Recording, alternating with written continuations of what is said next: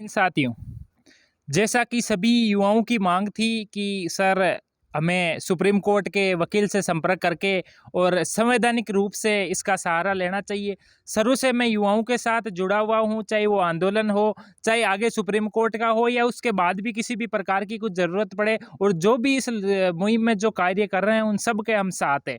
तो साथियों, आपको सबसे पहले मैं बताना चाहता हूं, हमारी ही टीम के सदस्य दिनेश जी और बिजू सर आज दिल्ली सुप्रीम कोर्ट के वकीलों से एक लंबी वार्ता की है, 4 से 5 घंटे की वार्ता की है, और उन्होंने उस बारे में हमें जो जानकारी दी है वो मैं आपको देना चाह रहा हूं, और आगे का जो कैसे क्या कार्रवाई होगी उसके बारे में भी मैं एक बार युवाओं को बता देना चाह रहा हूं। सबसे पहली बात तो देखो, जो वहाँ पे जो वकील से उनकी चर्चा हुई तो उन्होंने कहा आपका जो ये पॉइंट है जो बहुत ही अच्छा पॉइंट है और इसमें किसी प्रकार का कोई डाउट नहीं है, श्योरली आप जो है ये केस जीतोगे, क्योंकि इसमें आप जो अपने हक की जो मांगे हैं वो आपकी जायज़ मांगे हैं। जैसे उनको जो उन्होंने बताया कि पहली मांगे, एक तो जो एग्ज़ाम नहीं हो रहा है उसकी वजह क्या है और एग्ज़ाम कब तक होगा, और ये एग्ज़ाम नहीं होने से और भर्तियाँ नहीं आने से जो युवाओं की जो उम्र है वो निकलती जा रही है, तो उम्र में दो साल का छूट है उस पर भी चर्चा की है, और एक एयरपोर्ट का एनरोलमेंट जारी नहीं हो रहा है उस पर भी उन्होंने चर्चा की, और नेवी का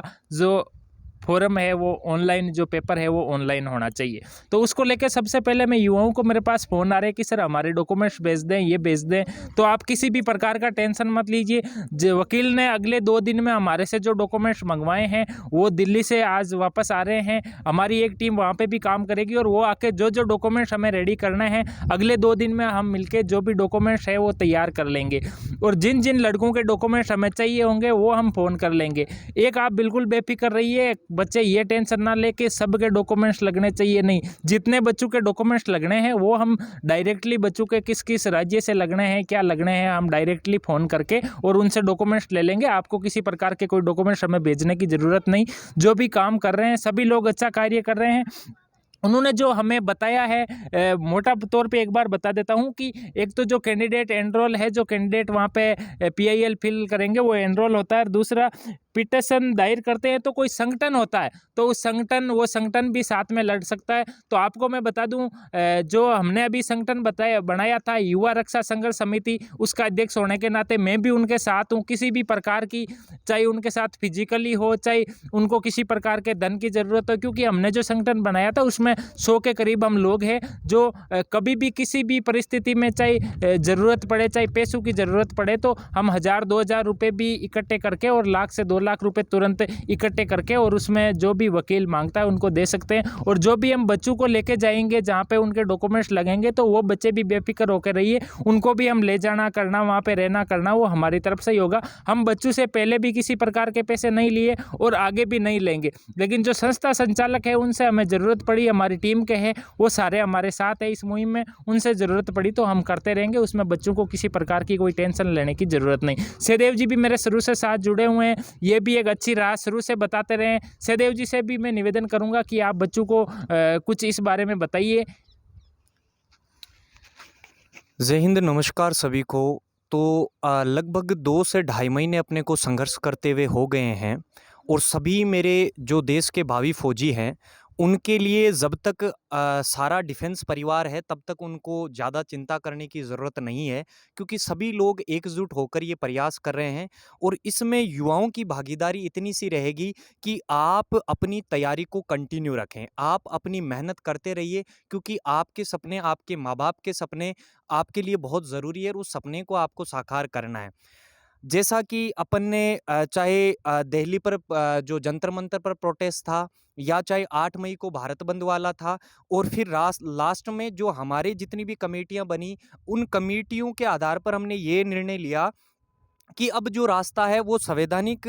तरीके से भी अपन ये अपनी लड़ाई को जारी रखेंगे। दोस्तों, सबसे बड़ा जो डर वाली चीज़ है वो ये है कि अगर अपन ने भर्तियां आने से पहले अगर सारी चीज़ें अगर गवर्नमेंट के सामने नहीं रखी, चाहे वो 2 साल की एज रिलैक्सेशन वाला मुद्दा हो, या एनरोलमेंट वाला हो, या लिखित एग्ज़ाम वाला हो, या देखो टीओडी के संदर्भ में हो, तो इनकी जैसे मैं बताऊँ आज 10 से 11 साल हो गए हमें भी इस इंडस्ट्री में, तो ये सारे अनुभव और बहुत सारे अनुभवी लोग हमारे साथ जुड़े हुए हैं। तो हमने एक टीम को आज दिल्ली रवाना किया था, सॉरी कल की डेट में दिल्ली रवाना कर दिया और जैसे उनकी जैसे मुलाकात हुई, तो हमने उनको कहा कि चाहे किसी भी प्रकार से हमें ये लड़ाई लड़नी पड़े युवाओं के लिए तो हम लड़ेंगे। इसमें सबसे महत्वपूर्ण बात क्योंकि हमारे साथ युवा संघर्ष समिति के राष्ट्रीय अध्यक्ष रामदेव सर खड़े हैं, तो मैं फिर से आप लोगों से एक बात ये कहना चाहूँगा कि किसी बच्चे को 1 रुपया इसमें डोनेट करने की ज़रूरत नहीं है।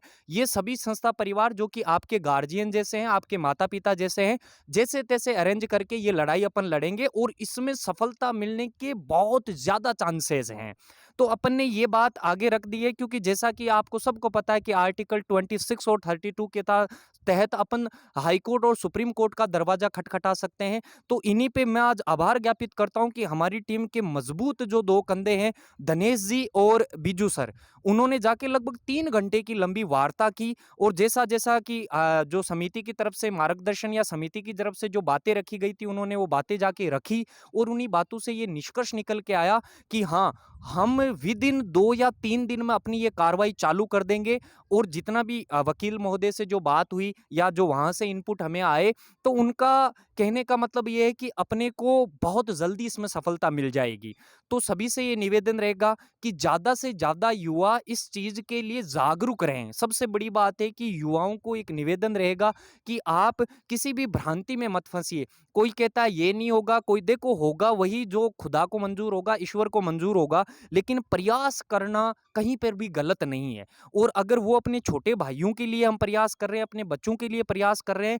तो ये तो अपने आप में एक पुण्य का काम है। तो मैं रामदेव सर का भी और धनेश जी का भी और बिजू सर का भी जितना आभार ज्ञापित करूं उतना कम है, क्योंकि ये सभी बच्चों के भविष्य का सवाल है और ज़्यादा से ज़्यादा इस चीज़ को आप बच्चों में ये जागरूकता फैलाइए कि अपने को अब संवैधानिक लड़ाई के लिए तैयार हो जाना है। और अगर अपने को ग्राउंड पर भी हमने ये भी फैसला किया है